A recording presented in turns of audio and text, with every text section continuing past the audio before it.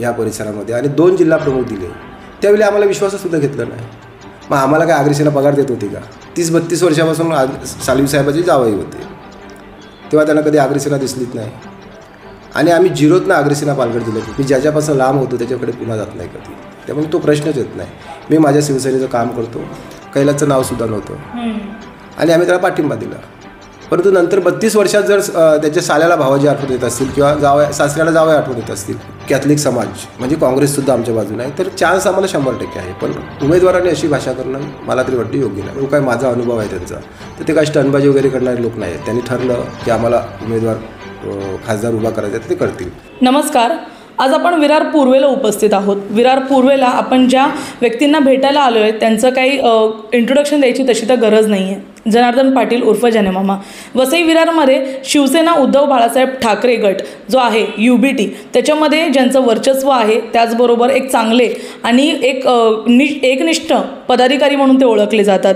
त्याचबरोबर आज त्यांच्याशी आपण काही संवाद साधणार आहोत, कारण गेल्या काही दिवसांपूर्वीच UBTनी म्हणजेच महाविकास आघाडीने आपला उमेदवार घोषित केला आणि त्यानंतर एक खळबळ उडालेली आहे. भारती कांबडी. जर भारती कांबडी जिंकून येतात तर पालघरला पहिली आदिवासी महिला खासदार मिळेल आणि त्यानंतरच चर्चा सुरू झाली आहे, ते म्हणजे भारती कांबडींच्या नावाची. परंतु या चर्चेमध्ये आणखी काही चर्चा ज्या आहेत त्या जोडत गेलेल्या आहेत. काही दिवसांपूर्वी आमदार हितेंद्र ठाकूर यांनी देखील नामांकन पत्र भरलेलं आहे, त्यामुळे त्यांच्याकडूनही उमेदवार जो आहे तो घोषित करण्यात येणार आहे आणि राजेश पाटील यांच्या नावाची चर्चा आहे. कट्टर विरोधक म्हणून जनार्दन पाटील यांचं त्यावर काय म्हणणं आहे, कारण गेल्या अनेक वर्षांपासून मामा जे आहेत ते विरोधात राहून यावर भाष्य करत आहेत. इतकंच नाही तर या संपूर्ण प्रकरणामध्ये काही अशा गोष्टी देखील समोर येत आहेत ज्यामध्ये मामांचं नाव समोर आलेलं आहे आणि त्यामधली सगळ्यात महत्त्वाचा विषय म्हणजे की काका म्हणजेच कैलास पाटील आणि मामा म्हणजे जनार्दन पाटील हे एकत्र येणार का? गेल्या अनेक वर्षांपासून सुरू असलेला हा संघर्ष म्हणावा लागेल जो आग्रेसेनेला पुढे नेण्यासाठी होता, ज्यामध्ये कुठेतरी ताटातूट झाली आणि मामा वेगळे झाले आणि त्यानंतर आता या चर्चांना उधाण आलंय. गेल्या काही दिवसांपूर्वी भारती कांबडी या कैलास पाटील यांना भेटून आल्या समर्थनासाठी आणि भारती कांबडी ह्या गेल्यानंतर तिकडे गेल्यानंतर चर्चा सुरू झाली की मामा आणि काका आता एक होत आहेत. यावर स्पष्टीकरण देखील आपण घेणार आहोत, कारण वसई विरारमध्ये एक राजकीय वर्तुळ सुरू झालेलं आहे ज्यामध्ये आता राजकीय नेताच अडकत चाललेले आहेत. आपण मामांकडून जाणून घेऊया. मामा नमस्कार. काय सांगाल? सगळ्यात पहिली तर चर्चा अशी सुरू आहे की काका आणि मामा आता एक होत आहेत, त्यामुळे त्यावर काय सांगाल? कारण आगरी सेनेला तुम्ही खूप पुढे नेलेलं आहे, आगरी समाजासाठी सक्रिय देखील आहात, पण काय वाटतं की आगरी सेनेसाठी किंवा आगरी समाजासाठी पुन्हा एकदा कैलास पाटील यांच्याशी तुमची हातमिळवणी होईल का? नाही बघा, समाजासाठी तर मी पूर्वी पण काम करत होता, आजही केलं ना, उद्याही करत राहणार आहे. आज आगरी सेनेचा माझा रस्ता वेगळा झालेला आहे, त्यामुळे तो प्रश्नच येत नाही. राहिला प्रश्न तुम्हाला माहितीसाठी सांगतो की काका जरी तुम्ही सांगत असाल तर काका 30-32 वर्षापासून सालवी साहेबाची जावई होते, तेव्हा त्यांना कधी आग्रेसेना दिसलीच नाही आणि आम्ही झिरोतनं आग्रेसेना पालघर जिल्ह्यात उभी केली. प्रत्येक समाज आमच्या आगरी समाजाच्या लोकांना माहिती आहे. गावागावामध्ये करोडो रुपये खर्च केला, लाखो रुपये नाही करोडो रुपये खर्च करून ती आग्रेसेना आम्ही उभी केली आणि नंतर 32 वर्षात जर सालवी साहेबांना जावई दिसत असतील तर आमचा रस्ता आम्ही वेगळा केलेला आहे. आणि आज मी ज्या पक्षात काम करतो शिवसेनेत, उद्धव साहेबांनी मला इतकं मोठं पद दिलेलं आहे की मी आगरी सेनेचा एक संघटनेचा जिल्हा प्रमुख होतो. आज मी एक महाराष्ट्रातली एवढी मोठी जी ताकद आहे, जी नंबर 1ला चाललेली आहे, जे उद्धव साहेबांची, त्यांनी उद्धव साहेबांनी 3 जिल्हा प्रमुख माझ्या अंडरमध्ये दिलेले आहेत आणि मला पालघर जिल्ह्याचं एवढं मोठं पद दिलेलं आहे. प्रामाणिकपणे मी माझ्या पक्षाचं काम करतो आणि त्याच्याबरोबर माझ्या समाजालासुद्धा घेऊन चालतो. समाज हा माझ्यासाठी पहिला आहे. ज्या समाजात मी जन्माला आला आहे तो समाज ज्यासाठी विकास करणं, त्यांना जे अडलेली काही कामं असतील ते करणं हे माझं कर्तव्य बनते आणि ते मी करतो. माहितीसाठी सांगतो तुम्हाला, मी कोरोना काळामध्ये असा एक कुठलाही पाडा बाकी नसेल का तिथे आगरी सेनेच्या नावाने मी मदत नसेल केली. लोकांचं कधी हॉस्पिटलचा विषय असेल, कोणाला हॉस्पिटलला पैसे नसतील तर माझा मुलगा स्वतः त्याच्या अकाउंटमधनं लोकांना पैसे पाठवतो. तर हे तुम्ही कार्यकर्त्यांना विचारू शकता. कुठल्या गावात मंदिराचा विषय असेल, समाज हॉल असेल, इतर काही गोष्टी असतील, याच्यासाठी आम्ही दोन्ही हाताने मदत करून आगरी सेनेचं नाव मोठं केलं. परंतु त्याच्यानंतर प्रदीप भाऊ जेव्हा आले या परिसरामध्ये आणि 2 जिल्हा प्रमुख दिले, त्यावेळी आम्हाला विश्वाससुद्धा घेतला नाही. मग आम्हाला काय आगरी सेना पगार देत होती का? आम्ही समाज मोठं झालं पाहिजे, समाज टिकलं पाहिजे यासाठी आम्ही काम केलं आणि पुढेही करत राहू समाजासाठी. परंतु आगरी सेनेचा माझा रस्ता वेगळा झाला आहे आणि माझी एक आदत आहे मी ज्याच्यापासून लांब होतो त्याच्याकडे पुन्हा जात नाही कधी. त्यामुळे तो प्रश्नच येत नाही. मी माझ्या शिवसेनेचं काम करतो. राहिला प्रश्न भारती कांबळीचा, ते त्या माझ्याकडे त्या दिवशी आलेल्या होत्या, सालवी साहेबांना भेटून आल्या. सालवी साहेबांनी सांगितलं की जे काय आमचे कार्यकर्ते आहेत त्यांना तुम्ही तिथे जाऊन भेट द्या पालघर जिल्ह्यात. आणि उमेदवारांचं कर्तव्य आहे, प्रत्येक संघटना प्रत्येक पक्षाला जाऊन भेटलं पाहिजे. उद्या जर तिला हितेंद्र ठाकूरला भेटायचं असेल आणि तिने जर मला सांगितलं तर मी सांगणार जाऊन भेट घ्या, कारण ते एक उमेदवार आहेत. त्या उद्या भाजपचे काही लोक आमच्या परिसरात असतील, कदाचित भाजपवर नाराज असतील आणि तिकडे त्याला जायचं असेल तर मी सांगणार जाऊन या, भेटून या, प्रश्नच येत नाही. जर आगरी सेनेने पाठिंबा दिलाच महाविकास आघाडीला आणि प्रचार सुरू झाला त्यानंतर तुम्हाला त्यांच्याशी जे आहे ते सलोख्याचे संबंध ठेवावे लागतील, तर त्यासाठी माझ्या पक्षाला जो पाठिंबा देणार त्याच्याबरोबर मला काम करावं लागेल. आगरी सेनेबरोबर मी काम करतो असा विषय नाही, कोणीही असू द्या, जो माझ्या पक्षाला पाठिंबा देणार, माझ्या उमेदवाराला जो पाठिंबा देणार त्याच्याबरोबर मला काम करावं लागेल. ती सरळ गोष्ट आहे. त्याच्यामुळे बाकी असा काही प्रश्न नाही की लोक सांगत असेल काका आणि मामा एक होईल, तर तो प्रश्नच येत नाही. कारण तुम्हाला माहिती आहे साईबाबा मंदिरमध्ये आम्ही आंदोलन केलं ज्यावेळी, कैलासचं नावसुद्धा नव्हतं आणि आम्ही त्याला पाठिंबा दिला. परंतु नंतर 32 वर्षात जर त्याच्या साल्याला भावाजी आठवत येत असतील किंवा सासऱ्याला जावया आठवत येत असतील तर आम्ही वेगळे झालेले आहेत. ते त्यांनी त्यांची संघटना आणि त्यांनी काम करावं, आमचा विषय येत नाही. आम्ही एक आगरी शिवसेनेचं चांगल्या पद्धतीने काम करतो आणि तुम्हाला माहिती आहे ज्या पक्षाचं काम करतो त्या पक्षाच्या 90 ग्रामपंचायत मी आणलेल्या आहेत आणि आम्ही काय उद्धव साहेबांकडून कधी पार्टी फंडसुद्धा घेतला नाही. आमच्यात दम आहे खर्च करायचा, आम्ही केला. आगरी सेनेसाठी करत होतो, आज पक्षासाठी करतो. मामा, एक प्रश्न असा पण होता की आता वसई विरारमध्ये ज्यांची सत्ता आहे, पालघरमध्ये ज्यांचं वर्चस्व आहे, बहुजन विकास आघाडी गेल्या अनेक वर्षांपासून सत्तेमध्ये राहिलेली आहेत, त्यांनी आता नामांकन भरलेलं आहे.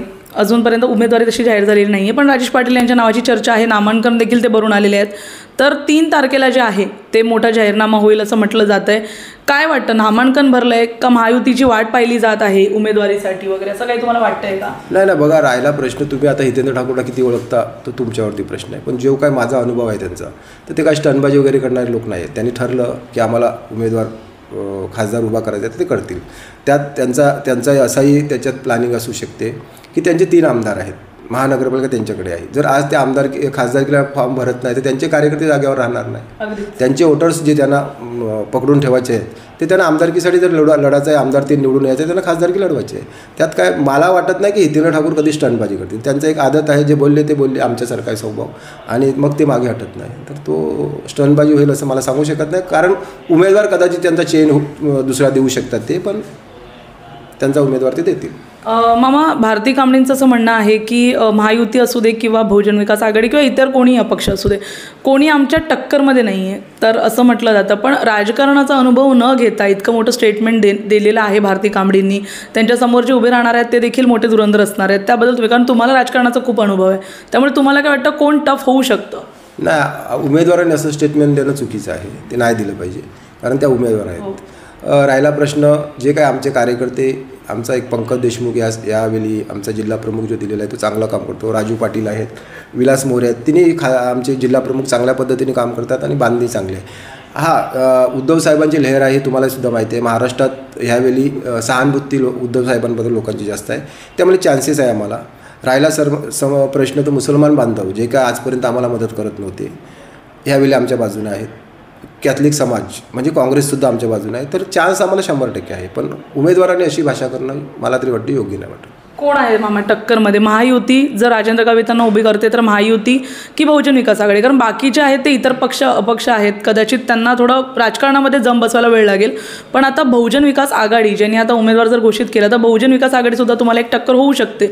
तर काय वाटतं कोण असेल तुमच्या? नाही, बहुजन विकास आघाडी टक्कर होणार नाही आमची. तुम्हाला माहितीसाठी सांगतो, आमची जी महायुती आणि भाजपची लोक आहेत म्हणजे शिंदे गट वगैरे ह्यांच्याबरोबर टक्कर होणार. त्याचं कारण तुम्हाला मी सांगतो की जे काय हितेंद्र ठाकूरने ग्रामपंचायतमध्ये लक्ष दिलेलं नव्हतं, तुम्हाला कदाचित त्याची कल्पना नसेल, कारण मी इकडनं ते चिंतन तारापूरपर्यंत प्रत्येक गावोगावी प्रत्येक याच्यात फिरलेलं आहे. त्यांचे जे काय कार्यकर्त्यांची जी काय पकड होती डहाणूमध्ये मी तुम्हाला सांगतो, ह्या ग्रामपंचायतला त्या लोकांनी तिथे लक्ष दिलं नाही. त्याच्यामुळे त्यांचे जे कार्यकर्त्यांची भरपूर त्यांच्यापासून लांब झालेले आहेत.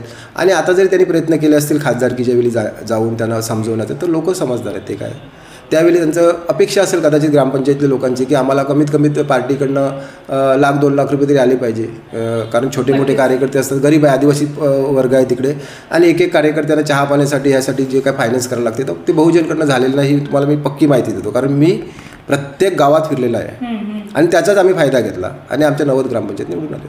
एक शेवटचा प्रश्न घेते मामा. आपला नालासोपारा पेल्हार जो गाव आहे तिथे आदिवासी समाज पालघर जिल्ह्यासाठी जाणला जातो आदिवासी समाजासाठी. तर आदिवासी समाजात आता जवळपास 50,000 लोक बहिष्कार करायला निघाली आहेत मतदानावर, कारण माजी खासदारांनी किंवा प्रशासनाने त्यांची कधीच मदत केली नाही. आता त्यांचं असं म्हणणं आहे की आम्हाला सरकारच नको आहे. तरी खूप लाजिरवाणी गोष्ट आहे, तर कारण त्याच्यामध्ये खूप मोठ्या प्रमाणात तरुण पिढी देखील आहे. ह्याचा कुठेतरी फटका भारती कांबळींच्या मतदानावर पडू शकतो, कारण त्या आदिवासी महिला आहेत. त्याचबरोबर या संपूर्ण प्रकरणामध्ये तरुणांना काय तुम्ही संदेश द्याल, कारण मतदानावर बहिष्कार ही खूप मोठी गोष्ट आहे. बघा, आदिवासी समाजाचं तुम्ही मला सांगितलं तर विवेकभाऊ पंडितची संघटना जी आहे ती भाजपच्या बाजूने आहे, पण कम्युनिस्टवाले जे आहेत ते संपूर्ण उद्धव साहेबांच्या बाजूने आहेत. आणि राहिला प्रश्न आदिवासी समाजाचा, तर ते सरकारवरती नाराज आहेत. जे ते बोलतात म्हणजे गावीतने काम केलं नसेल त्यांचं, की इकडनं जे सत्ताधारी आहे त्यांनी काम केलं नसेल. भारती कांबळे जर उमेदवार नव्हती ना, मग त्याचा विचार करून आपलं वोट खराब करण्यापेक्षा योग्य उमेदवाराला ते मतदान केलं पाहिजे असं मला वाटतं. नक्कीच. तुम्ही त्यांना काही संदेश देऊ इच्छिता की जर तरुणाला जर आपला विकास हवा असेल तर त्यांना योग्य उमेदवाराला त्यांनी मदत केली पाहिजे. आपण वोटिंग न करून आपला विकास होऊ शकत नाही. वोटिंग केली पाहिजे जिथे उमेदवार आजपर्यंत आपण गावीतला 17-18 वर्षापासून मदत केली, आम्ही सुद्धा पैशांनी केली आणि इतर गोष्टीत पण केली त्याला, आणि निवडून दिलं, पण त्यांनी काही ह्या परिसरामध्ये लक्ष दिलेलं नाही. त्याच्यामुळे आदिवासी तरुणांना माझा एक संदेश असेल, माझ्याकडे जे लोक आदिवासी आले त्यांना माहिती आहे की मामाचं काम करण्याची पद्धत कशी आहे, की माझ्या ऑफिसमधनं कधी कोण नाराज होऊन जात नाही. तर त्यांना माझा एक संदेश असेल की वोटिंग ही तुम्ही करा, कुठल्या जो योग्य उमेदवार असेल त्याला बघून केली पाहिजे. धन्यवाद मामा. एका बाजूला राजकारणाच्या चर्चा सर्वत्र होत आहेत. पालघर एक असा जिल्हा आहे ज्यामध्ये आता जवळपास 5 ते 6 उमेदवार तयार झालेले आहेत.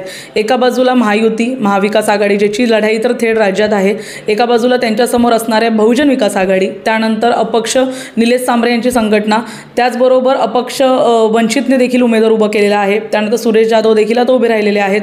इतक्या मोठ्या लढाईमध्ये आता कशाप्रकारे महाविकास आघाडी स्वतःला पुढे घेते, त्याचबरोबर वसई विरारमध्ये जो मोठा चर्चेचा विषय होता काका मामा एक होणार का, त्यावर मामांनी स्पष्टीकरण दिलेलं आहे. त्यामुळे पक्षाशी एकनिष्ठ राहायचं असेल तर ते तयार आहेत, परंतु फक्त कामासाठी आणि प्रचारासाठी. त्या व्यतिरिक्त ते कोणत्याही पातळीवर जाऊन मैत्रीचा हात पुढे करणार नाही आहेत, हे देखील त्यांनी स्पष्ट केलं आहे. त्याचबरोबर बहुजन विकास आघाडी ही कुठेतरी त्यांना टक्कर देऊ शकते, ही जी चर्चा होती त्यावर आता त्यांनी पूर्णविराम लावून त्यांचं थेट टक्कर ही महायुतीशी असं देखील त्यांनी म्हटलेलं आहे. पाहण्यासारखं असेल येणाऱ्या काळामध्ये कोणते उमेदवार आणखी पुढे येतात आणि भारती कांबळे यांचा राजकारणामध्ये ठाव कसा लागतो. धन्यवाद.